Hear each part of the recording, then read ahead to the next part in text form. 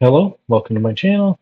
Today I want to talk about Clive Cussler's Sahara, which I finished recently, and I highly recommend it. It's a very good thriller, action-packed adventure, and it starts off with a couple of historical um, references. One to the ironclad Texas that escaped from the north and somehow ended across the ocean over in Africa.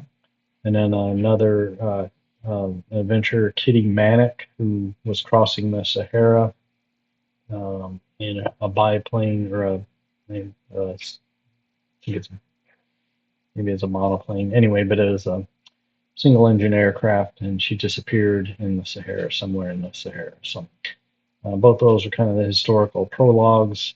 And then the book moves to the adventures of Dirk Pitt, who is a man's man. He's got the coolest job in the world working for NUMA, which is nautical and underwater and marine agency. And it's just like a dream job. And of course, he's a brilliant ex-military. Um, you know, man's man. Action adventure, follow him wherever he goes.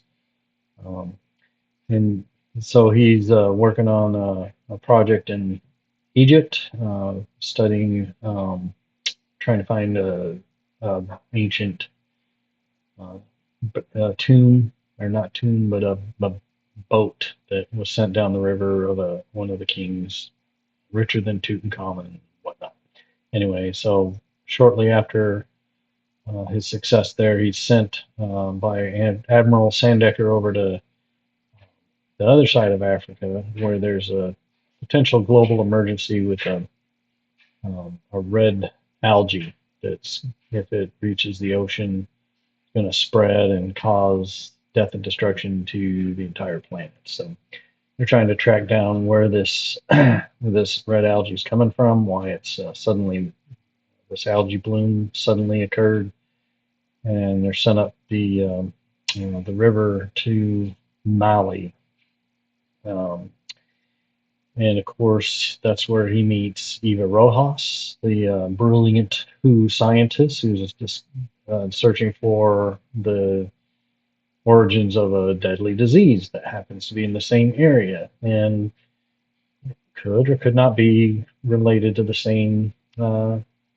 problem. So he saves her life at the beginning of the story, and they kind of separate on their own paths. They reunite later on, uh, and it's just it's just a very rip roaring tale. It's really got a lot of historical references, which I like. It's got some good military um, references.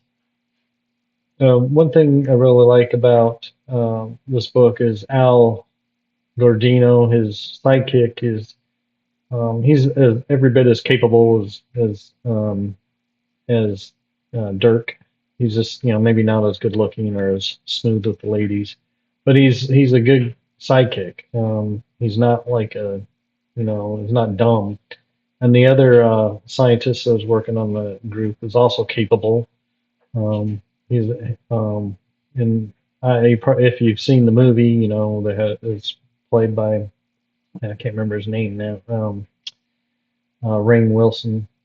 But and he was kind of bumbling in the movie, but in the book he was another operative. He worked for Numa. He was also ex-military, but he was a brilliant scientist, and he could handle himself. He wasn't like um, you know he wasn't bumbling, and they had to like figure out a way to save him. But so the book is a lot different than the movie, but it still follows the same basic storyline. So if you've seen the movie, I think you'd really enjoy the book. It's quite a bit better. But one another thing I really am impressed by is that the it really didn't feel like it was written in the 90s. It feels like it really is holding up in test time. I mean, it feels like it could have been, today's political environment. And, of course, not much has changed in Africa. It's been in the backwaters forever. But I enjoyed the political situations that they explain. The goings on, the conspiracies over there.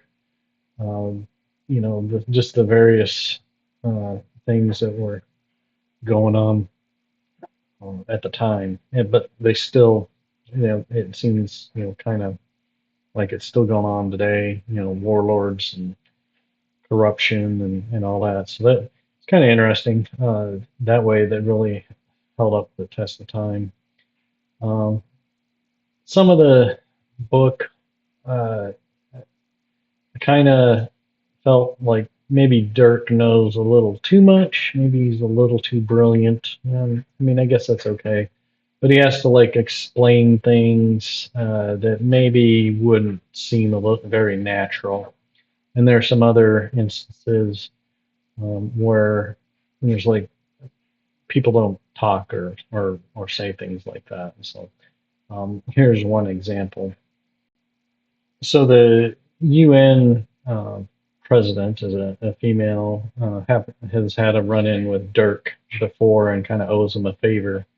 But they're trying to call in that favor, and one of the people in her circle is uh, kind of a, I don't know if she's, having an affair with him or whatnot, but this is like a really stilted conversation between them. It's like, uh, trying to, they're talking to each other. And so we've kept our relationship a secret until now, she protested. Why not continue? Impossible. You're well known as a Turkish national. Who could possibly discover the French recruited you when you were a student at Istanbul University?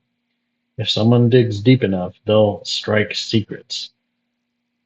It, I mean, these people are talking to each other about each other just in a way that makes no sense. It's trying to, you know, convey that, there's this guy's got some sort of past, but it just doesn't make any sense. The characters are saying this to each other, in my opinion. But this is a minor thing, but there's a couple of instances like that where the explanations just seem a little over the top. Um, but overall, it's a really good book. I highly recommend it. I really enjoyed it. I'm going to read some more Cussler. Another thing I found really interesting in this book was at one point, Cussler, Clive Cussler makes an appearance, a cameo, and it just really kind of threw me off. I've never really seen or heard of that before, and when reading it, it really took me out of the book for a minute, and it's kind of a weird feeling. It's kind of like breaking the fourth wall in reverse or something. I've never seen that. I guess he does that a few times and throughout his other books. And I've read one other Cussler book, and I don't recall that, but um, I'm gonna, have to look out for that some more. Um, but yeah, if you like adventure novels and manly man adventures, especially, I think a guy really like this book. I don't know if women really like it, but I think they should. But it's just a good adventure, and it was the movie was pretty good. Of course, they had to cut out a lot of stuff, but if you read the book, you'll find out more interesting uh, little factoids. But I also like the portrayal of the political landscape, and just the fact that it didn't seem dated at all to me. I really like that. So if you read the book, go ahead and leave a like and subscribe if you want. And leave any comments if you have any comments for me or some insights or anything that you want to talk about. And we'll see you next time.